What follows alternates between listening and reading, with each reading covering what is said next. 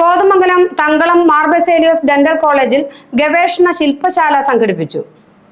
Thankalam Mar Baselios dental കോളേജിൽ oral and pathology വിഭാഗത്തിന്റെ നേതൃത്വത്തിലാണ് സയൻഷ്യ 26 എന്ന പേരിൽ 2 ദിവസത്തെ ഗവേഷണ ശില്പശാല സംഘടിപ്പിച്ചത്.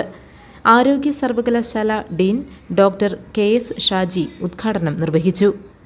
MBMM association vice president PP Vincent, secretary Saleem Cherian, treasurer MM Sunny, doctor Pramod Philip Mathews, doctor Baiju Paul Kurian, doctor കെംതോസ് കെ പോൾ എന്നിവർ പ്രസംഗിച്ചു.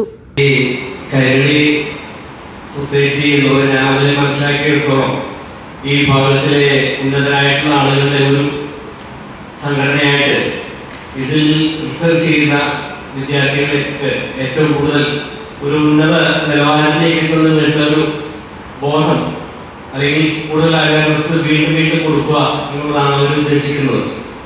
അത് നമ്മുടെ കോളേജ് സ്റ്റുഡൻസിനും അതേപോലെ ഇവിടെ വരുന്ന ഈ സിമ്പോസിയത്തിൽ ഈ ക്ലാസ്സിൽ പങ്കെടുക്കുന്ന മുഴുവൻ കുട്ടികൾക്കും അല്ലെങ്കിൽ വിദ്യാർത്ഥികൾക്കും അത് ഗുണകരമാകട്ടെ.